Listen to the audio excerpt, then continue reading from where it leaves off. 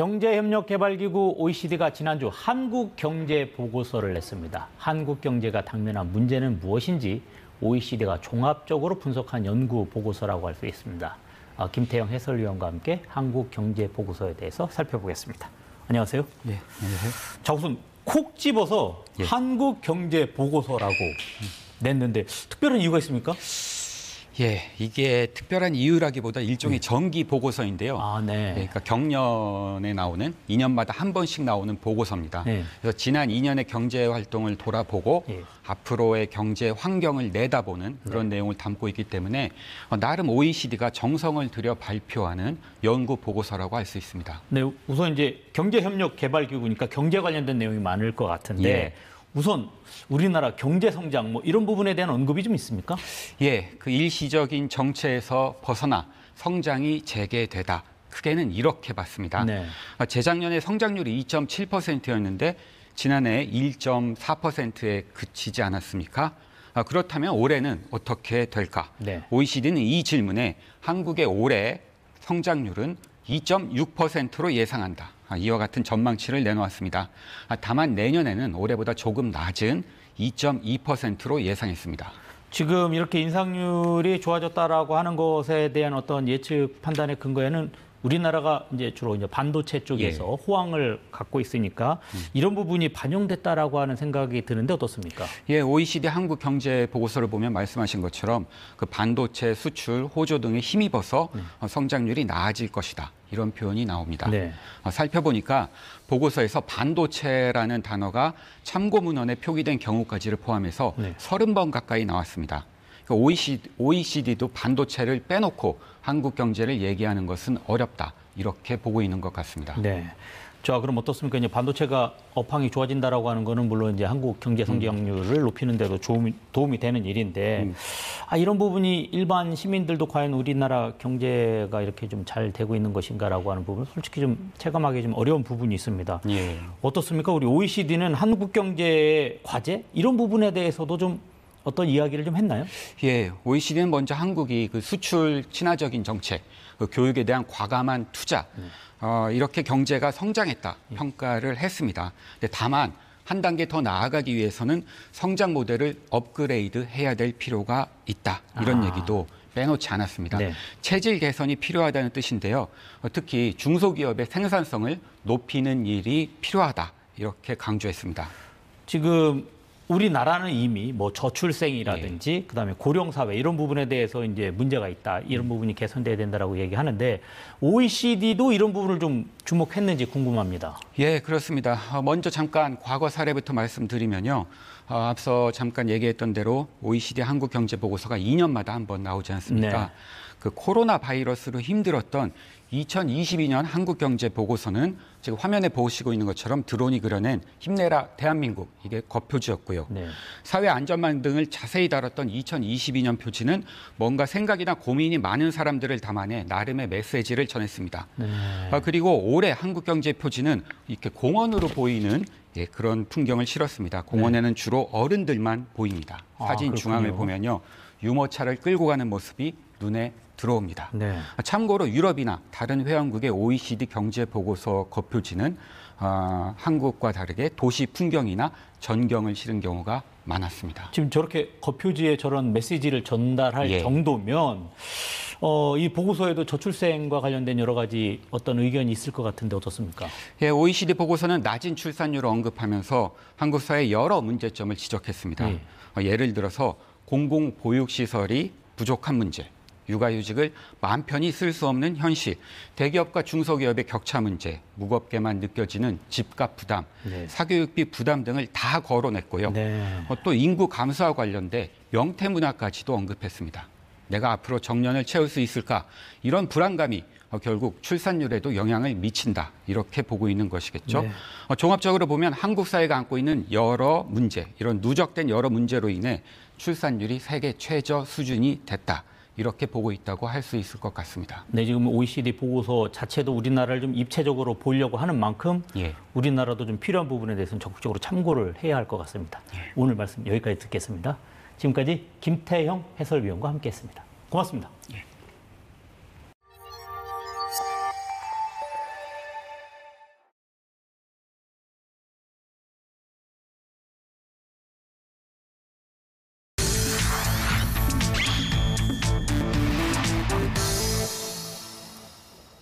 경제협력개발기구 OECD가 지난주 한국 경제 보고서를 냈습니다. 한국 경제가 당면한 문제는 무엇인지 OECD가 종합적으로 분석한 연구 보고서라고 할 수 있습니다. 김태형 해설위원과 함께 한국 경제 보고서에 대해서 살펴보겠습니다. 안녕하세요. 예, 안녕하세요. 자, 우선 콕 집어서 예. 한국 경제 보고서라고 냈는데 특별한 이유가 있습니까?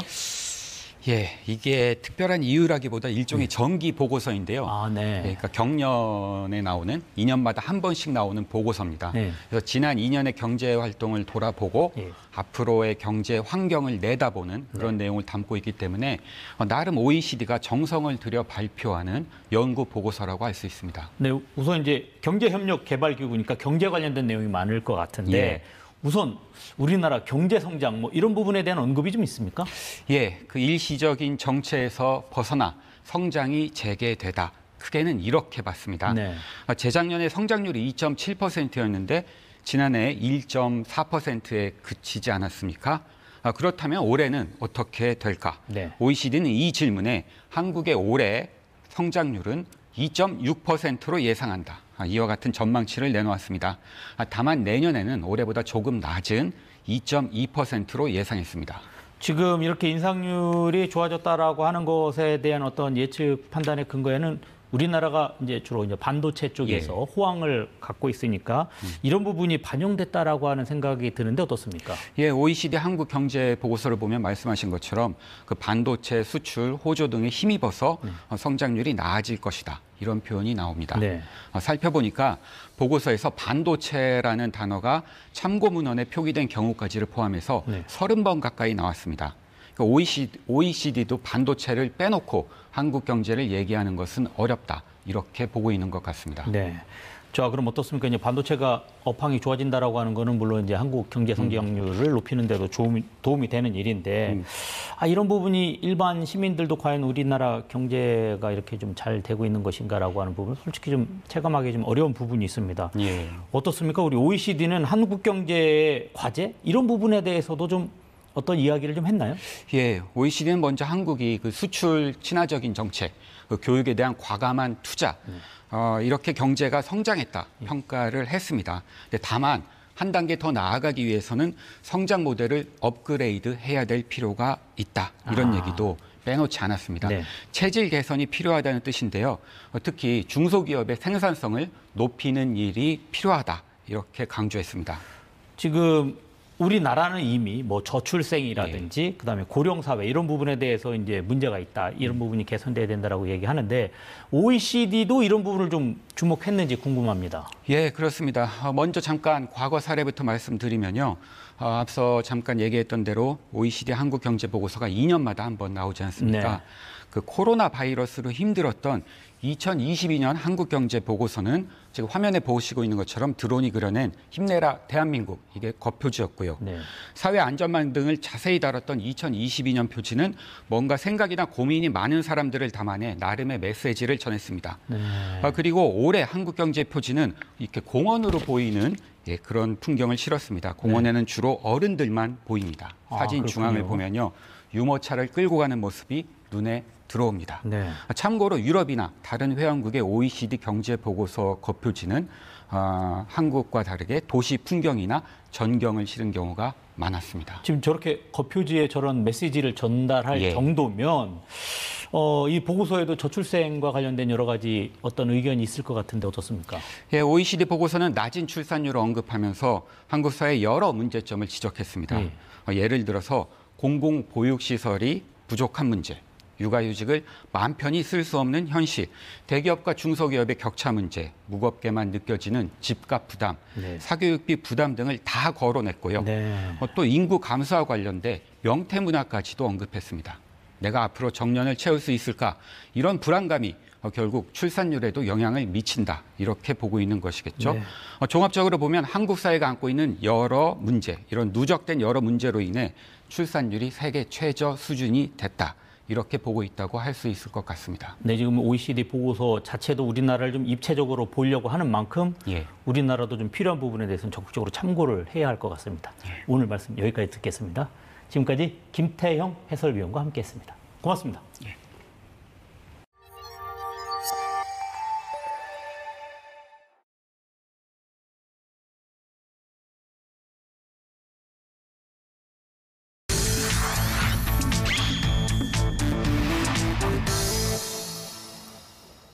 경제협력개발기구 OECD가 지난주 한국경제보고서를 냈습니다. 한국 경제가 당면한 문제는 무엇인지 OECD가 종합적으로 분석한 연구보고서라고 할 수 있습니다.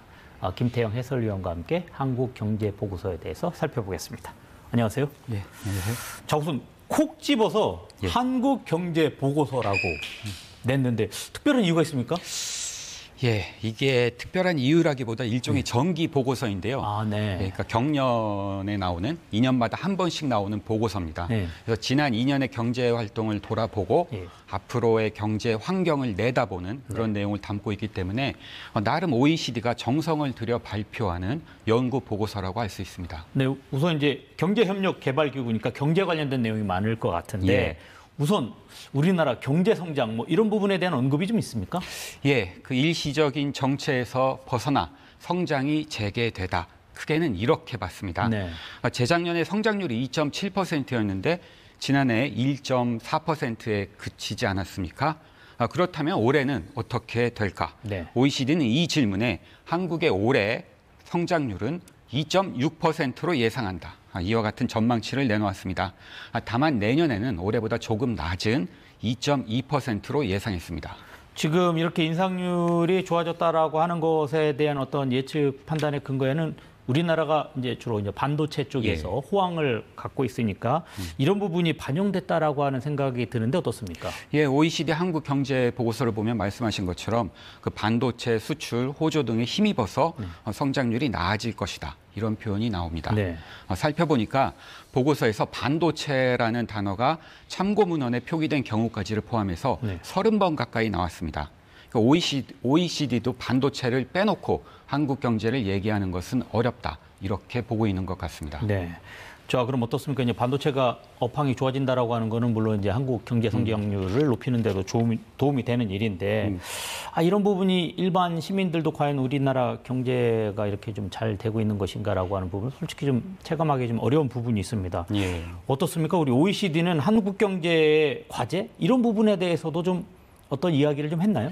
예, OECD는 먼저 한국이 그 수출 친화적인 정책, 그 교육에 대한 과감한 투자, 이렇게 경제가 성장했다 평가를 했습니다. 근데 다만 한 단계 더 나아가기 위해서는 성장 모델을 업그레이드 해야 될 필요가 있다. 이런 얘기도 빼놓지 않았습니다. 네. 체질 개선이 필요하다는 뜻인데요. 특히 중소기업의 생산성을 높이는 일이 필요하다. 이렇게 강조했습니다. 지금 우리나라는 이미 뭐 저출생이라든지 그다음에 고령 사회 이런 부분에 대해서 이제 문제가 있다. 이런 부분이 개선돼야 된다라고 얘기하는데 OECD도 이런 부분을 좀 주목했는지 궁금합니다. 예, 그렇습니다. 먼저 잠깐 과거 사례부터 말씀드리면요. 앞서 잠깐 얘기했던 대로 OECD 한국 경제 보고서가 2년마다 한 번 나오지 않습니까? 네. 그 코로나 바이러스로 힘들었던 2022년 한국 경제 보고서는 지금 화면에 보시고 있는 것처럼 드론이 그려낸 힘내라 대한민국 이게 겉표지였고요. 네. 사회 안전망 등을 자세히 다뤘던 2022년 표지는 뭔가 생각이나 고민이 많은 사람들을 담아내 나름의 메시지를 전했습니다. 네. 그리고 올해 한국 경제 표지는 이렇게 공원으로 보이는 그런 풍경을 실었습니다. 공원에는 주로 어른들만 보입니다. 사진 그렇군요. 중앙을 보면요. 유모차를 끌고 가는 모습이 눈에 들어옵니다. 네. 참고로 유럽이나 다른 회원국의 OECD 경제 보고서 겉표지는 한국과 다르게 도시 풍경이나 전경을 실은 경우가 많았습니다. 지금 저렇게 겉표지에 저런 메시지를 전달할 정도면 이 보고서에도 저출생과 관련된 여러 가지 어떤 의견이 있을 것 같은데 어떻습니까? 예, OECD 보고서는 낮은 출산율을 언급하면서 한국 사회의 여러 문제점을 지적했습니다. 예를 들어서 공공보육시설이 부족한 문제, 육아휴직을 마음 편히 쓸 수 없는 현실, 대기업과 중소기업의 격차 문제, 무겁게만 느껴지는 집값 부담, 사교육비 부담 등을 다 거론했고요. 또 인구 감소와 관련돼 명태문화까지도 언급했습니다. 내가 앞으로 정년을 채울 수 있을까? 이런 불안감이 결국 출산율에도 영향을 미친다. 이렇게 보고 있는 것이겠죠. 종합적으로 보면 한국 사회가 안고 있는 여러 문제, 이런 누적된 여러 문제로 인해 출산율이 세계 최저 수준이 됐다. 이렇게 보고 있다고 할 수 있을 것 같습니다. 네, 지금 OECD 보고서 자체도 우리나라를 좀 입체적으로 보려고 하는 만큼 우리나라도 좀 필요한 부분에 대해서는 적극적으로 참고를 해야 할 것 같습니다. 오늘 말씀 여기까지 듣겠습니다. 지금까지 김태형 해설위원과 함께했습니다. 고맙습니다.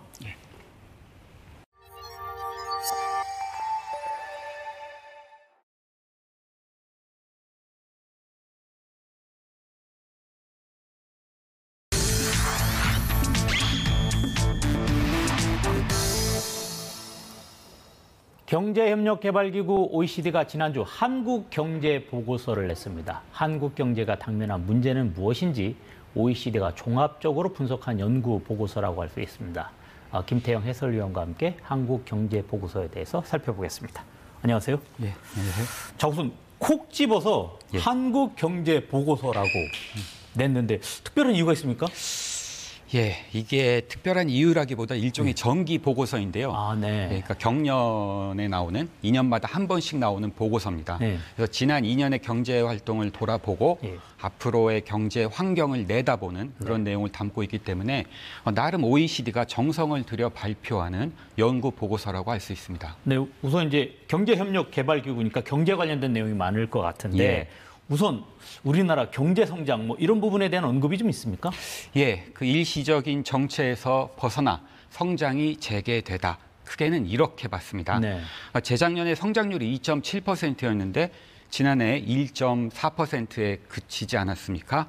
그렇다면 올해는 어떻게 될까? 네. OECD는 이 질문에 한국의 올해 성장률은 2.6%로 예상한다. 이와 같은 전망치를 내놓았습니다.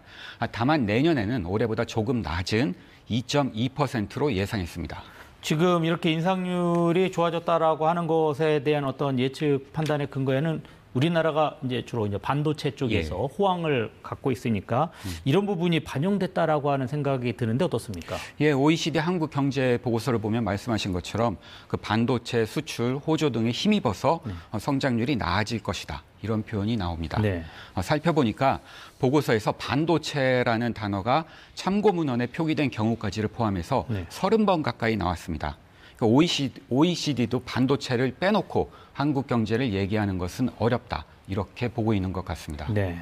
자, 그럼 어떻습니까? 이제 반도체가 업황이 좋아진다라고 하는 거는 물론 이제 한국 경제 성장률을 높이는 데도 도움이 되는 일인데 이런 부분이 일반 시민들도 과연 우리나라 경제가 이렇게 좀 잘 되고 있는 것인가라고 하는 부분 솔직히 좀 체감하기 좀 어려운 부분이 있습니다. 예. 어떻습니까? 우리 OECD는 한국 경제의 과제 이런 부분에 대해서도 좀 어떤 이야기를 좀 했나요? 예, OECD는 먼저 한국이 그 수출 친화적인 정책, 그 교육에 대한 과감한 투자, 이렇게 경제가 성장했다 평가를 했습니다. 근데 다만 한 단계 더 나아가기 위해서는 성장 모델을 업그레이드 해야 될 필요가 있다. 이런 얘기도 빼놓지 않았습니다. 네. 체질 개선이 필요하다는 뜻인데요. 특히 중소기업의 생산성을 높이는 일이 필요하다. 이렇게 강조했습니다. 지금 우리나라는 이미 뭐 저출생이라든지 그다음에 고령 사회 이런 부분에 대해서 이제 문제가 있다. 이런 부분이 개선돼야 된다라고 얘기하는데 OECD도 이런 부분을 좀 주목했는지 궁금합니다. 예, 그렇습니다. 먼저 잠깐 과거 사례부터 말씀드리면요.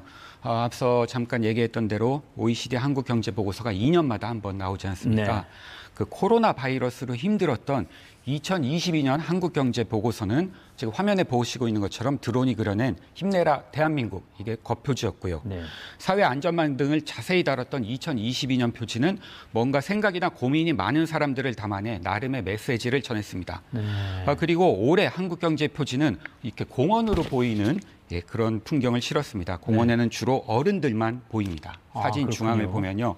유모차를 끌고 가는 모습이 눈에 들어옵니다. 네. 참고로 유럽이나 다른 회원국의 OECD 경제 보고서 겉표지는 한국과 다르게 도시 풍경이나 전경을 실은 경우가 많았습니다. 지금 저렇게 겉표지에 저런 메시지를 전달할 정도면 이 보고서에도 저출생과 관련된 여러 가지 어떤 의견이 있을 것 같은데 어떻습니까? 예, OECD 보고서는 낮은 출산율을 언급하면서 한국 사회의 여러 문제점을 지적했습니다. 예를 들어서 공공보육시설이 부족한 문제, 육아휴직을 마음 편히 쓸 수 없는 현실, 대기업과 중소기업의 격차 문제, 무겁게만 느껴지는 집값 부담, 사교육비 부담 등을 다 거론했고요. 또 인구 감소와 관련돼 명태문화까지도 언급했습니다. 내가 앞으로 정년을 채울 수 있을까? 이런 불안감이 결국 출산율에도 영향을 미친다. 이렇게 보고 있는 것이겠죠. 종합적으로 보면 한국 사회가 안고 있는 여러 문제, 이런 누적된 여러 문제로 인해 출산율이 세계 최저 수준이 됐다. 이렇게 보고 있다고 할 수 있을 것 같습니다. 네, 지금 OECD 보고서 자체도 우리나라를 좀 입체적으로 보려고 하는 만큼 우리나라도 좀 필요한 부분에 대해서는 적극적으로 참고를 해야 할 것 같습니다. 오늘 말씀 여기까지 듣겠습니다. 지금까지 김태형 해설위원과 함께했습니다. 고맙습니다.